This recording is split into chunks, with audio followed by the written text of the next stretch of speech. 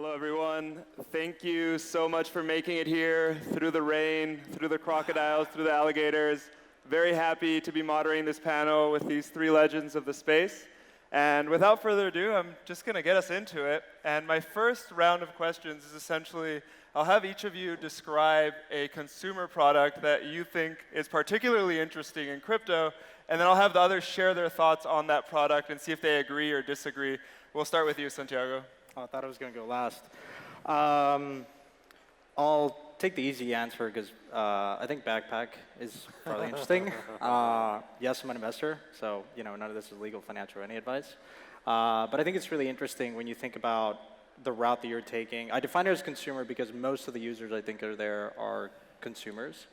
And it's really, I think in consumer world, whenever you're looking at a deal, it's always like, how are you going to supplant the incumbent? Whether you're a forecaster, when you talk about social media or friend tech, and Backpack's no different, right? You have Binance, you have Coinbase, and so convincing users to use something different is quite difficult. And the traction that you guys have had is pretty impressive.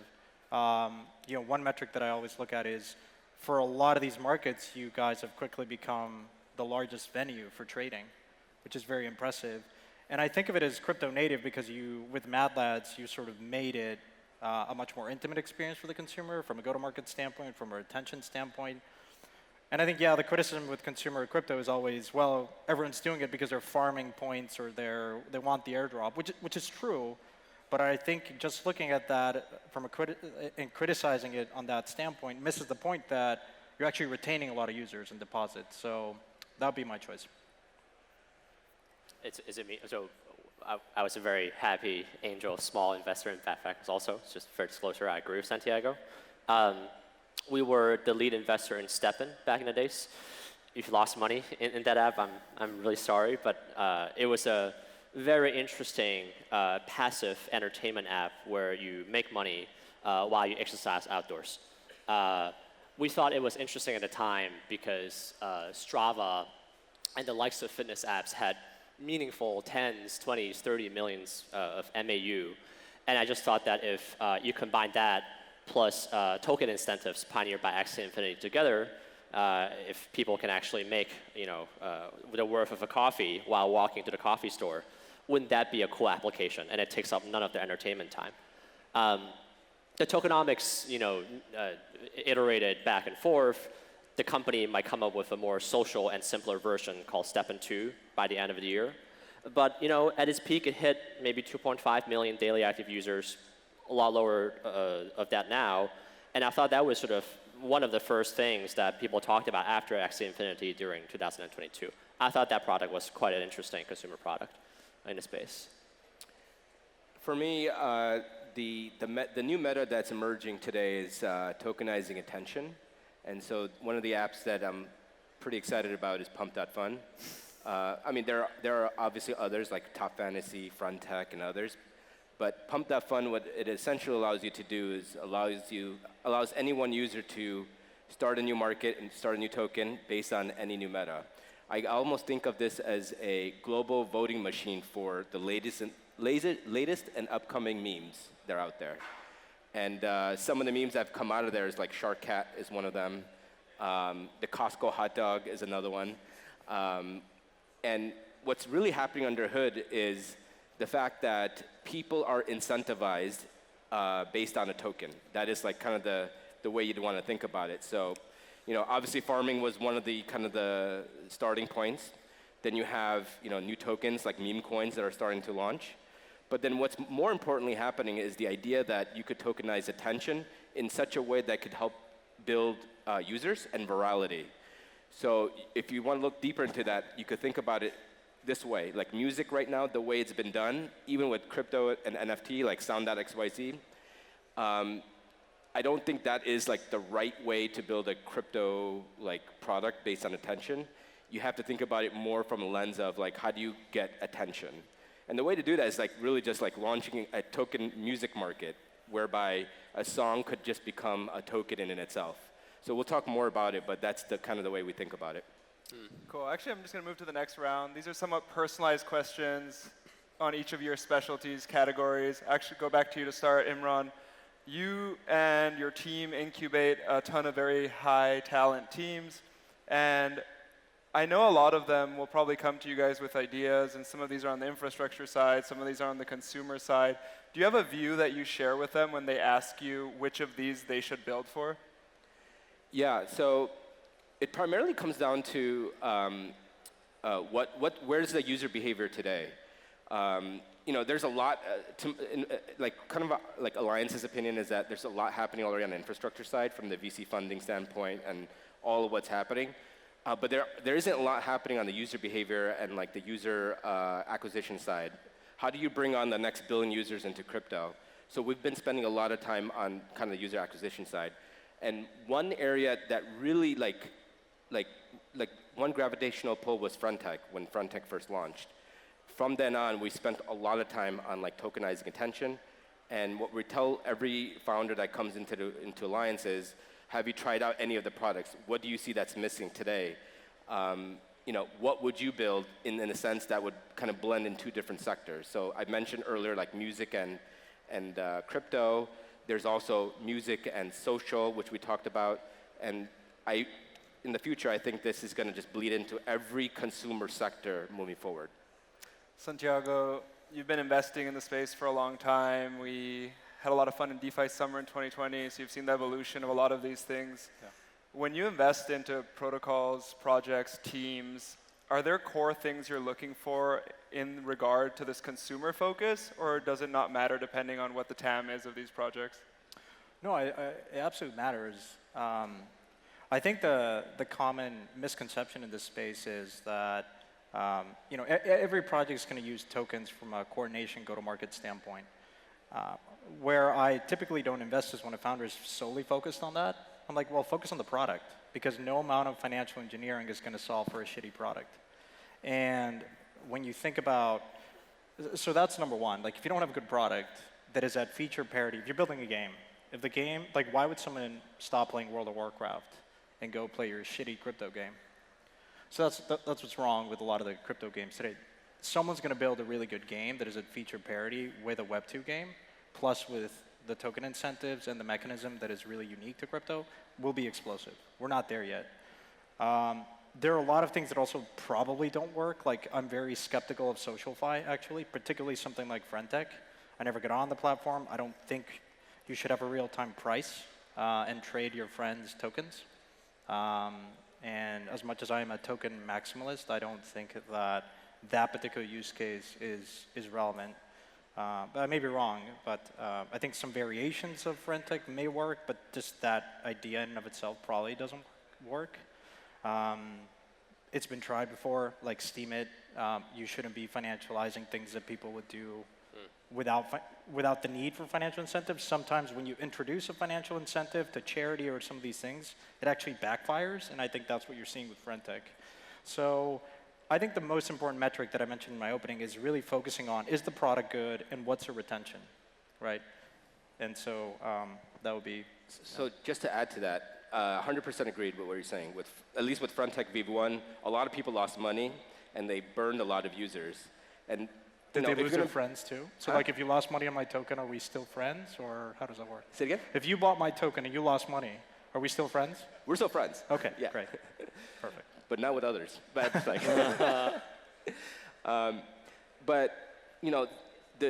when you hear about this thesis where when you're building a crypto product, you're building in person, like as if you're building a rocket ship. It's actually very true, because if it blows up, all your users lose money, and then your product could become tainted. So building the right product with the right economics, with the right incentives, is actually very, very hard to do. And so I do think there are ways to do it, but it has to be done in the right way, which is why I think Frontech is giving away all their points, because now there's more value, and that's the only way they could win back those users. And do you feel like, because this is a question I ask myself, like I'm building a small social product myself called bigclub.io, and the question I tussle with is, like, when do I incorporate the Web3 element into a consumer product? Yeah. And I think we're all aware that the user behavior changes drastically when it can make money. Yeah. So do you feel like founders, but if they don't add Web3 element, it's not a Web3 consumer application. So when you talk to the founders, like, do you ask them to find product market fit without the sort of Web3 part and then very intelligently adding it? or do you sort of have them like incorporate in day one and then like minorly adjust it as they come along? I would say incorporate in day one. Okay. Yeah, okay. it has to be as crypto native as possible. Well, Yeah. I want to go to Backpack because I Yeah. think your go-to-market was really interesting. You guys did an NFT collection. At the time where Solana was, like everyone was giving up for dead, right?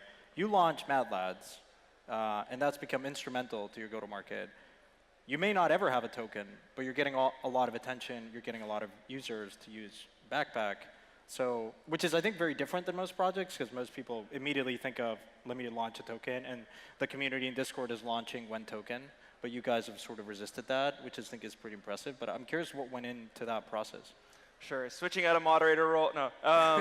It's something that has been enormously valuable for us and has allowed us to have some of the best super users and super fans, without a doubt. But it really is building a separate company, and so I very rarely would recommend it to another team, because it's not make some art, do a mint, and now it's happened. It's thousands of hours going into spending time with these people so that they see along the same lines as you and believe in the things that you're doing. And if they get those things and internalize them, then they want to represent you socially with this profile picture to the world, right? But if you don't do those prior steps, the second, third, fourth level effects don't happen, and it's not worthwhile. And now switching back into moderator role, is that okay? You guys have anything else? Question for you, Jason. So Yeah. you guys invest in a lot of projects. You're based in Asia, which I think, sadly, there's this very large divide between the West and the East in crypto, which is something I think would be great in many ways to bridge more of. It's hard because you don't speak the language, and we don't do it well either. But go on. Sorry. Yeah, but yeah. we speak the same on-chain language, and we Yes. interact with the same things across the world regardless of that. And so actually, going back to my question, I'm curious, when you think of consumer in Asia and you look at consumer in the West, what are some of the largest differences that you see? There's one point I need to make first, which is like for these developers in the area, oftentimes they're not English native. And they grew up in a Web2 industry that also sells to non-English native speakers and users, namely Chinese devs selling to Chinese users. And when it comes to Web3, the script flips, which is they don't have the traffic backing of, say, WeChat, and they are building an international product selling to non-Chinese audience. I think oftentimes there's a huge gap in the UI UX, the design, the looks and feels, and kind of what kind of features you jam in there. And the cultural difference of building a product like that is oftentimes the biggest gap I see why they're not successful, because you just can't vibe with the users. I think the users are, when it comes to the users who use Web3 products built by potentially Web2 developers, I don't know, I think they're more of the same, which is like, I'm going to use this thing that is quite interesting, and I can make some money out of it. And I think that human nature is quite similar, but you just got to approach them differently. I think an Indonesian user versus a US user, you got to press their button slightly differently. And I tend to feel that whoever is in Web3 in the Asia side, especially Southeast Asia, is a lot more monetary value driven, and because of the salary and GDP per capita in those countries. Just if that a helps. quick question Yeah. on that. Is it as simple as duplicating what's successful into Asian markets, or do you feel like there's completely new user behavior, on-chain user behavior that's happening in the Southeast Asia market that's completely different than the West? What are you seeing in terms of user behavior, I guess, is the question. Like, should we fork a pump.fund for Asia markets, right? Like, that's kind of the way. I think that the users find what resonates with them the most when it comes to the UI design. Okay. I think there are certain consumer behavior patterns that they're used to. I'm very used to using a super app, but I think a Western user absolutely hates it. Yeah. And by the way, the pump.fund forks are already happening. I know. Like bondings on. Can you guys describe pump.fund for people, just because it's been mentioned quite a bit? Yeah, so pump.fund was incubated out of Alliance. It is essentially a meme coin launchpad. And so anyone can join the app. For $2, you can launch any coin with any JPEG, and the market runs permissionlessly. Once you hit, it's on a bonding curve. Once you hit $70,000 market cap, it will automatically seed a radium pool, it'll burn the LP key, so it's unruggable. And then from there, it just kind of trades. How do you think about, so I'm also an investor in Pop-Down Fund. Yep. One of the criticisms that I still have is we talk about attention a lot, which is great. Like I think memes are interesting. Most memes, however, have a very short half-life of attention. So, I mean, if I'm going to launch a meme, which I won't, but someone does, like very few memes are actually successful. Like if you're not a dog or a cat, good luck, particularly a dog. Everything else, like, we go back to this discussion of at one point do financial incentives get in the way? Yep. And like if you're a creator, like music NFTs, for instance, I've talked to a lot of artists. If you're a Taylor Swift scale or like just a very good artist, you probably are not going to launch NFTs because it could actually backfire on your audience. You're better off selling swag and T-shirts and whatever. 100%. It's really the up-and-coming artists, and I think that's what you've seen in NFTs. Because when you have a real-time price in illiquid markets, it can actually backfire. So I'm kind of curious what you think about, like, what's the end game for Pumped-Out Fund? So for Pumped-Out Fund, and then I'll talk about the Taylor Swift thought too. Yeah. But for Pumped-Out Fund, the idea is one right now to get a bunch of people excited. You could think of this as more of a social network. Once they added threads, people, if you read through just the messages of each meme coin that's launched, it's actually very entertaining. It's pretty funny. It's almost as if it's like 4chan, but tokenized. And so now the concept is like getting a bunch of people together and let's have fun. Obviously, they know what the end result is, that most of the time the tokens will dump, right? But if it makes it, then everyone's rich. And so you could think of this as a token-based prediction market. The problem with prediction markets is the fact that there's a capped upside. With something like Pump, you could think of this as like an uncapped upside, almost like a lottery ticket. And so this kind of gets into the side of gambling. But this is just V1 of Pump. V2 is going to be also very interesting. It's going to become more social. And so you could think of this as like a consumer-based app that's social, that allows you to launch tokens, and there's incentives and gamified incentives to hold a token. Yeah. Look, I'm not dismissive of, ultimately you can look at traditional entertainment, like something like Las Vegas, like people lose money on slots, the house has an edge, but still it's a huge market, and people keep, I mean, inherently I don't think there's anything wrong with crypto just being pure entertainment value. Now you can tokenize entertainment, which is very interesting, because then markets can actually be 10 times larger than Las Vegas. Because you don't have to fly to Macau, you don't have to fly to Las Vegas. You have it in real time, 24/7, and people can bet on or just interact and tokenize so many different things. Yeah. So I'm not like all skeptical about just tokenizing attention and entertainment. I do think it just needs to, I don't know, I'm excited to see different variations. It's interesting because I think ultimately, hopefully, it's the social aspect that drag people to Pumped-Out Fund website. Because I almost view it as like a non-gag. It's only you speculate on that meme picture, right? If that's the concept. Okay, that's interesting. So another, you mentioned like music NFTs. There's another company we're incubating whereby you could take any piece of a clip of a song, AI generated or not, you could upload it onto the site, and you could tokenize it. And so the way you want to think about it is like everyone wants to go viral, right? And the way to do that is they go on YouTube or et cetera, and they try to like share really good music, but I think that era is kind of dying out. And the new era that's going to emerge is tokenizing attention, whereby that token will help you get virality.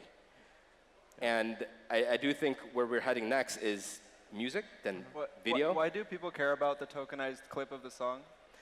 Well, a couple of reasons. One is the memeability. If the song becomes, like someone just creates a song and it just becomes great, right? Two is like upcoming artists. And you want to bet on that artist. Do you get a stream of the royalties? Huh? Do you get a stream of the royalties? Just tokenized. There's no royalties. Okay. Yeah. But that could be a concept that you could add later on. I don't think you necessarily need to. Like there is, status is very important for people. And the validation of saying, hey, I discovered Avicii before he became Avicii. I think there's value there. Like the provenance of what a blockchain does is there's a time, there's a stamp of time and place. And that provenance is very valuable for collectibles, for songs, for proving that I think the biggest issue is that a lot of these things that we've seen tokenized that have done very well have prior provenance. So you're seeing it now with these original photos of the dog with hat meme that sold for $4 million. It's because they have all this history and lore that then once it's tokenized, there's a financial form through which you can own it or participate with it. And that's much harder to do with something brand new because in that case, it may happen, but it'll happen way down the line when that person has struck gold or have become famous. And so you're looking at much longer time spans. That's my sense. Do you think? I mean, well, WIF is a perfect example of something that just came to being in November of last year. And very quickly that, But the picture existed for many years, true, right? That's true, yeah. I have do you guys mind if I have a tangent? Yeah. Do you guys have anything you want to add to this? No. Okay, I've been hearing this theory lately around this whole meme coin craze that everyone's probably been paying attention to. There is tremendous now it's slowed down quite a bit, but there was tremendous amounts of capital, attention, new user onboarding through all of these meme coins. I've seen this argument that meme coins are the largest consumer product in crypto at the moment. What does this pull from you when I say that? I think it's great. Look, I used to be very skeptical and critical of meme coins. When you're trying to modernize the financial system of the world and then a meme coin is worth more than the entire DeFi sector, you're like, well, shit.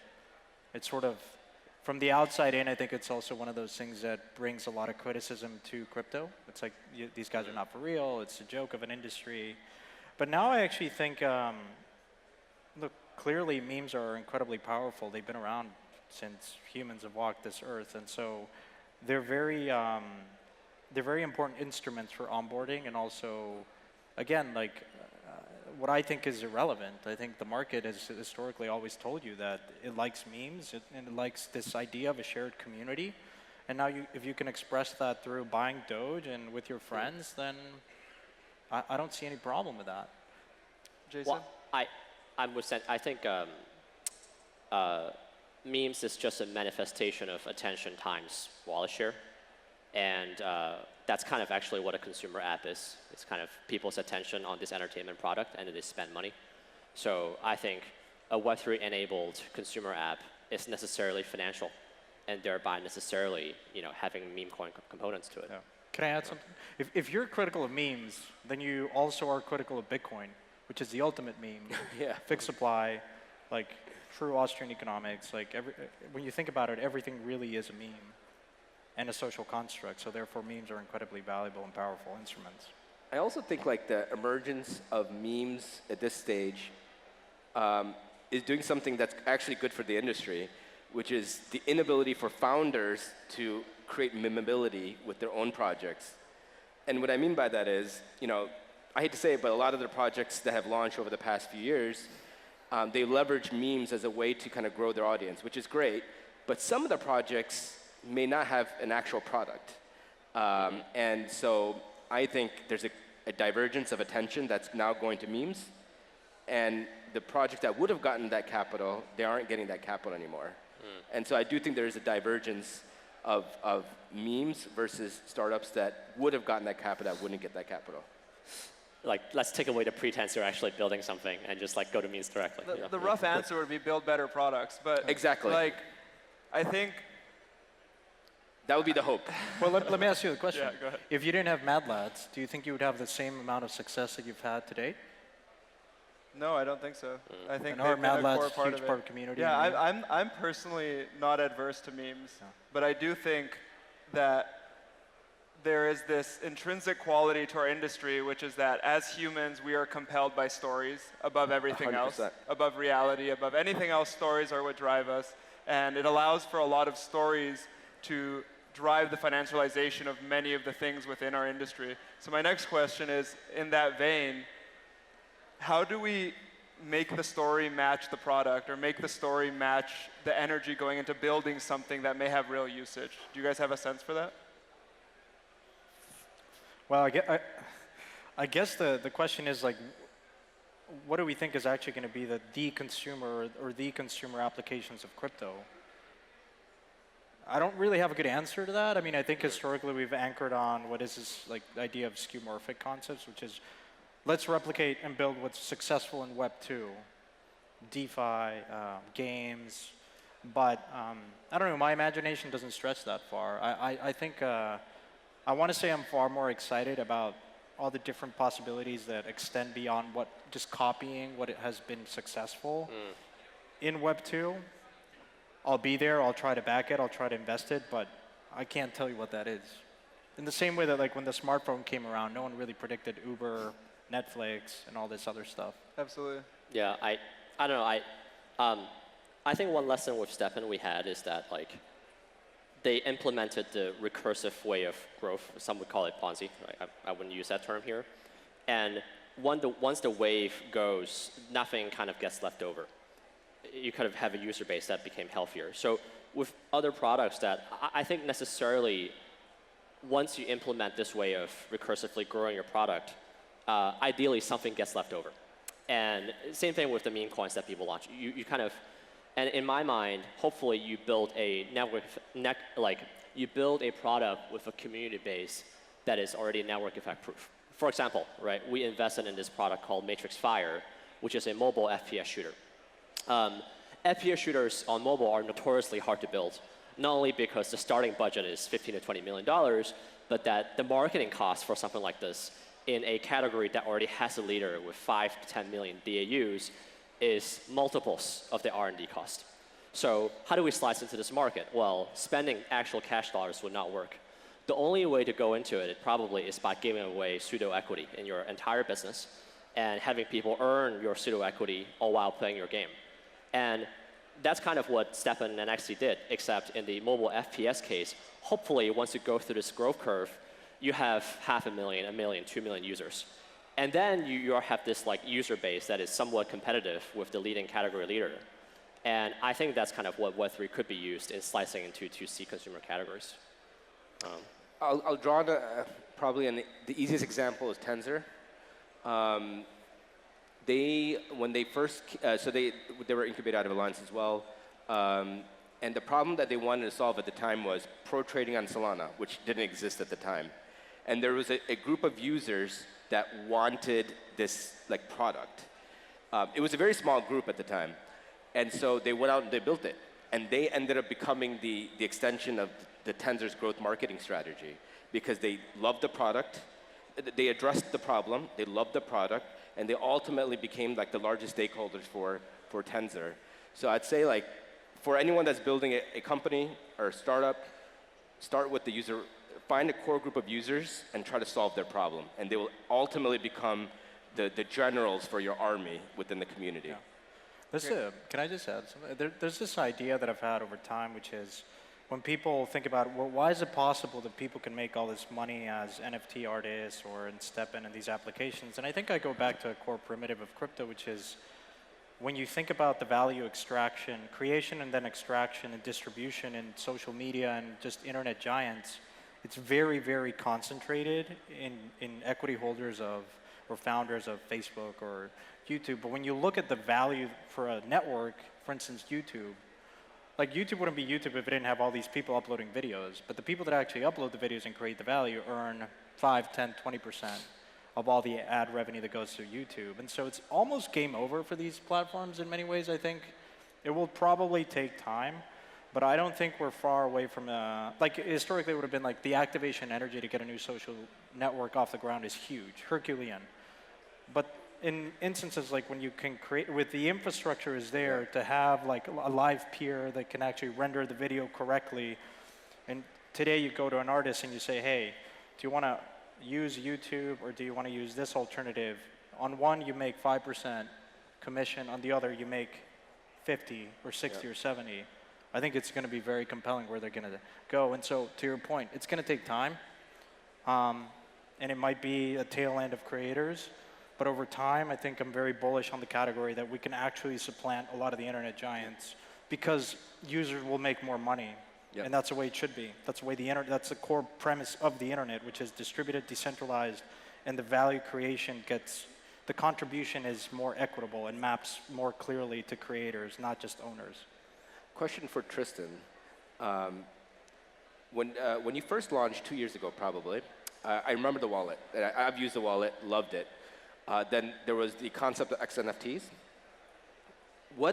from then on, what made you decide that you wanted to bootstrap your growth marketing engine by launching an NFT? Because I felt like that was, at least at the time, very contrarian. No one had actually launched an NFT with the product side by side, and now it's kind of becoming the industry standard. So these are like what I call the moonshot bets, and this was one of them. So how did you decide to do that? Yeah, I'll give you a cheesy but true analogy we used to come to this decision, which is that Bitcoin didn't get to where it is today just because Satoshi solved the double spend problem. It was the combination of Satoshi creating this technology and the early cyberpunks and libertarians seeing this technology and realizing that this was potential sovereign money, that this was the potential for the things that they had in their belief system idealized within the real world. And that convergence of technology and culture is what was able to bootstrap everything that we've seen since then. And we realized we had one of the pillars. We had the technology pillar. We were really strong on technology, but we didn't have the cultural pillar. And we realized that we wouldn't be able to have the same type of growth without that intersection. And then there was also a very practical reason, which is that we needed to showcase what an XNFT collectible looked like versus just an XNFT app. So we needed to show people what it looked like if your NFT was also an application. And just to accentuate, I don't mean to put you on the spot also, like, now that your product has expanded beyond just NFTs and the sort of wallet, now you have a centralized exchange. How would the dynamic with your NFT holder change, let's say if at some point you launch a token?